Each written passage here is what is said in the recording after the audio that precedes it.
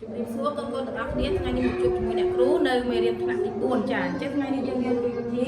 ចាអញ្ចឹងថ្ងៃនេះទាំងអស់គ្នាសុខសប្បាយអរគុណចាអរគុណព្រះអង្គសម្រាប់សេចក្តីសុខសាន្តនិងសុវត្ថិភាពដែលព្រះអង្គតែងតែការពារដល់កូនអញ្ចឹងថ្ងៃនេះយើងរៀនវិធីចែកប៉ុន្តែក្នុងមេរៀនរបស់អ្នកគ្រូគឺថ្ងៃនេះចង់បង្រៀនកូនពីការបង្កើតចំណោទចាអញ្ចឹងដើម្បីយើងបង្កើតចំណោទគឺយើងត្រូវមានបាសលេខចាហើយបាសលេខនេះយើងត្រូវដឹងថាតើរបស់លេខនេះគឺជាប្រមាណវិធីអ្វីវិធីបូកវិធីគុណឬក៏វិធីចែកដើម្បីឲ្យយើងបង្កើតទៅឲ្យសមស្របទៅនឹងប្រមាណវិធីហើយមួយទៀតគឺយើងត្រូវមានតួអង្គដើម្បីឲ្យបង្កើតទៅឲ្យសមស្របនឹងជីវិតរស់នៅប្រចាំថ្ងៃរបស់គាត់ឧទាហរណ៍បើអ្នកគ្រូជ្រើសរើសតួអង្គឧស្សាហ៍ក្នុងមួយថ្ងៃគាត់ញ៉ាំបាយដល់ទៅ848ចានអញ្ចឹងតើវាសមស្របជាមួយនឹងស្ថានភាពប្រចាំថ្ងៃរបស់យើងអត់ទេដូចយើងកុហកគេអញ្ចឹងយើងត្រូវតែបង្កើតចំណោទដោយអត់កុហកមានន័យថាដោយ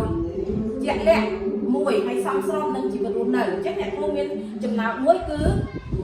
ពីមើលទាំងអស់គ្នាសូមអានពីអ្នកគ្រូគឺពូសតដាំដើមស្វាយទាំងអស់ចំនួន848ដើមគាត់ចង់ដើមស្វាយ4ជួរតើក្នុងមួយជួរគាត់ត្រូវការដើមស្វាយប៉ុន្មានដើមតោះអញ្ចឹងយើងដឹងហើយថាចំណោទគឺមានពីររបៀបទី1គឺប្រមាណវិធីរបៀបទី2គឺរបៀបឆ្លើយអញ្ចឹងយើងមើលប្រធានបទរបស់គាត់តើគេចង់រកអីគេចង់រកនេះកន្លែងនេះដែលគេចង់រកគឺគេសួរថាតើក្នុងមួយជួរគាត់ត្រូវការដើមស្វាយប៉ុន្មានដើមអញ្ចឹងយើងរកចំនួនដើមស្វាយក្នុងមួយជួរដោយសារតែគាត់គេប្រាប់ថាចំនួនសរុបគឺ848ហើយគាត់ចង់បាន4ជួរអញ្ចឹងអត់ដឹងចំនួនជួរក្នុងមួយជួរថាត្រូវ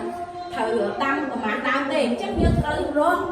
ចំនួនមានថាយើងត្រូវរកចំនួនដើមស្វាយក្នុងមួយជួរអញ្ចឹងយើងអាចសរសេរមករកចំនួនដើមស្វាយក្នុងមួយជួរអញ្ចឹងយើងចាប់ដើមធ្វើប្រមាណវិធីជួរ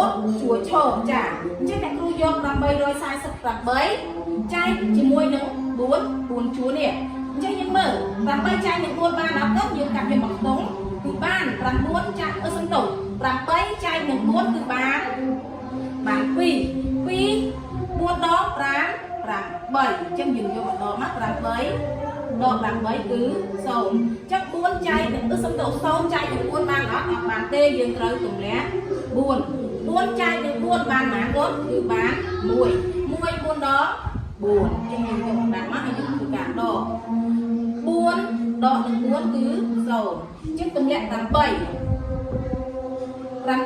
ចែកនឹង4គឺបានប៉ុន្មានគាត់បាន2 4ដង5 8យើងធ្វើការដកមកអញ្ចឹង8ដកនឹង8គឺ0អញ្ចឹងចម្លើយយើងឃើញ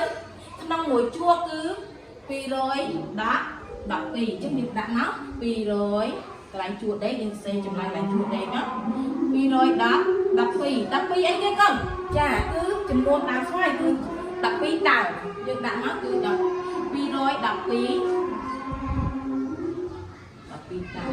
ចាអញ្ចឹងយើងដាក់កន្លែងនេះដើមមកចាកន្លែងប្រមាណពីជួរឈរដាក់ដើមមកឲ្យគេដឹងណា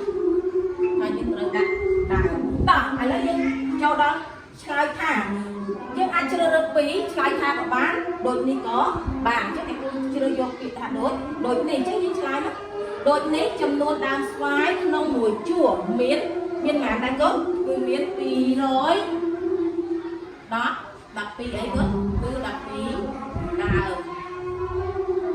ចាអញ្ចឹងចំណងថ្ងៃនេះគឺចាប់តែប៉ុណ្ណេះអ្នកគ្រូសង្ឃឹមថាកូនអាចរៀនមេរៀននេះហើយអាចយល់ហើយនឹងអាចបង្កើតចំណោទដោយខ្លួនឯងនៅផ្ទះហើយមិនមានចំណងសូមកូនសួរអ្នកគ្រូនៅពេលក្រោយទៀត